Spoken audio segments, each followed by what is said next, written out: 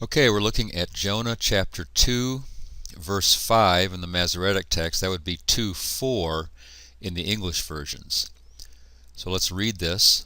Va'ani amarti nigrashti maneged einecha ach osif lahabit el hechal kodshecha. Jonah is recounting a prayer that he made while he was in the belly of the fish. And so, va'ani, and I, there's your pronoun, independent pronoun. Va'ani amarti, and so here we have a very straightforward Cal Perfect 1CS of amar. And I said, perhaps, and I myself said, and I said, and then here's what he said. Nigrashti, so we have a T ending. It indicates that it's a perfect of some kind. And then we have nigrash. Garash would be our root. And so the noon prefix tells us that we have a nifal, perfect, first common singular. Root garash, which means to drive away. And in the nifal, it means to be cast out. So I said, I am cast out, or perhaps I have been cast out, meneged, from before einecha, from before your eyes. And that's a pause. We see the atnach there. We come down, ach, surely, or perhaps however. This is a multi-purpose particle. It can mean surely, it can mean but or however. Then we have our osif. This is from our root yasaf, which by itself it means in the Hifil to add, but when put together with an infinitive, it can mean to do something again. So here we have a Hifil imperfect. Notice the one vav verb picks up that vav again in the Hifil. And here's our prefix for first common singular. So I will again, and then we have the infinitive here, habit, with the lamed prefix. And in the Hifil, this means to behold or to look at. So I will again look to, I will again behold to, or again I will again look to el hechal kodshecha, literally to the temple of your holiness. This is definite because of the pronominal suffix, so this whole construct package becomes definite. So we have to the temple of your holiness, but if the noun holiness can also be used as an adjective, we also have the option of saying to your holy temple. Let's go back through verse 5 again. And I said, I have been cast out from before your eyes. However, or surely, I will again behold, or I will again look to your holy temple. Now that's verse 5. Okay, let's come down. We'll take a look at verse 6 here. Efafuni mayim ad nefesh tahom yisovaveni suf chavush l'roshi.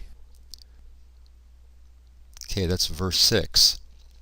Our first verb here is afaf. We have afafu plus a pronominal suffix here, a 1CS pronominal suffix.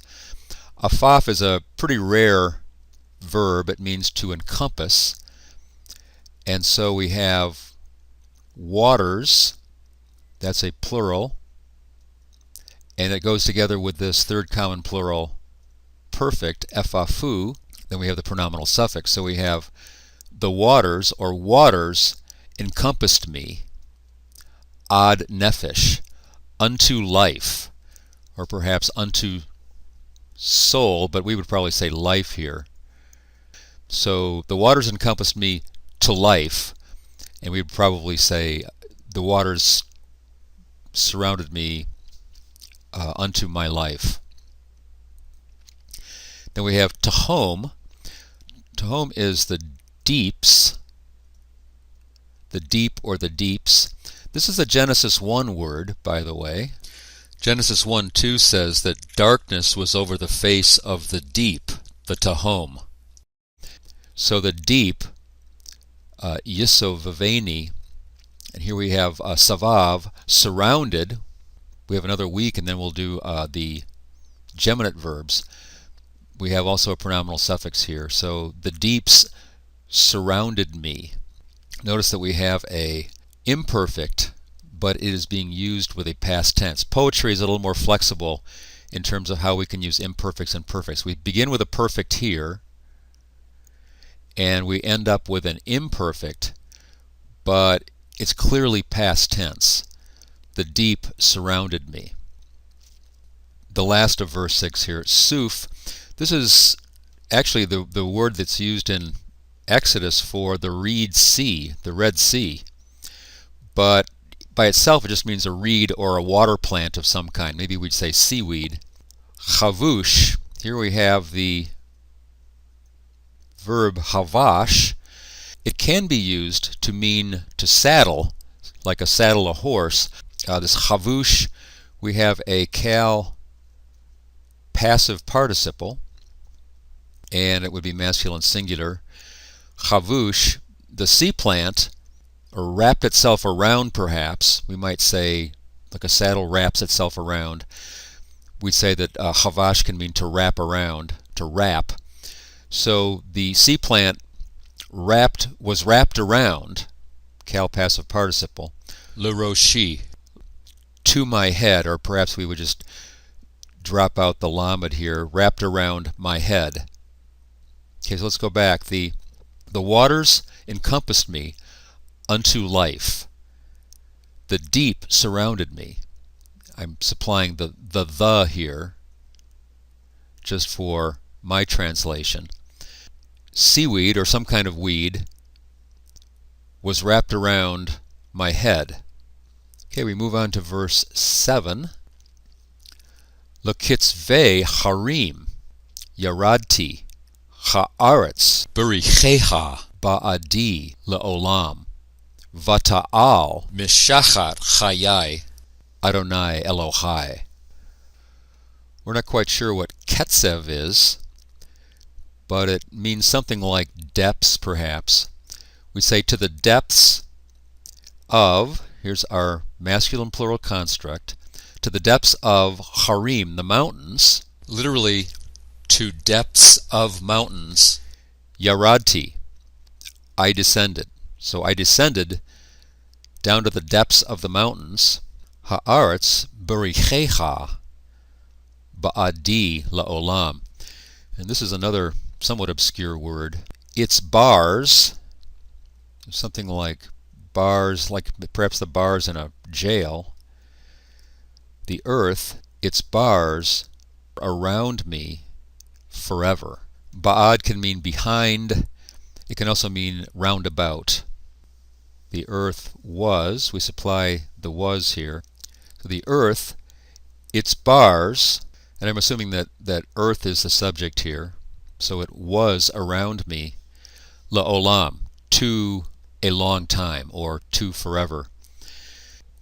Then we come down to the bottom here, vata'al, and here we have a vav consecutive imperfect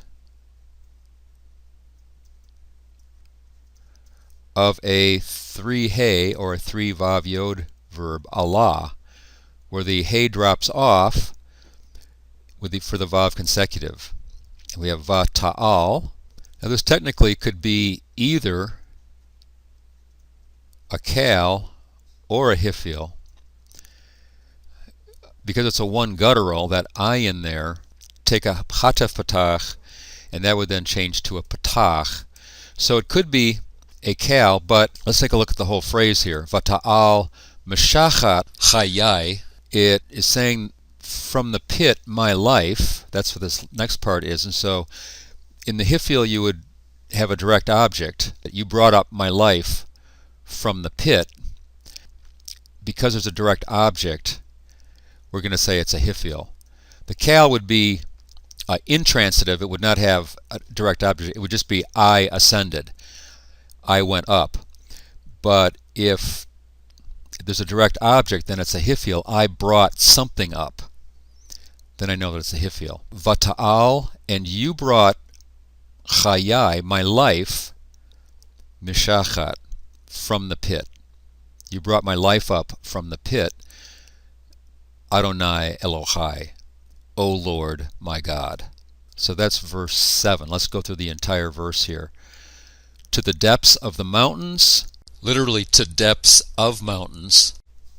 Poetically we would say to the depths of the mountains, I descended. The earth, and we might supply with its bars, but the earth, its bars, was around me forever. And you, maybe we would say but here, because there's really a contrast now.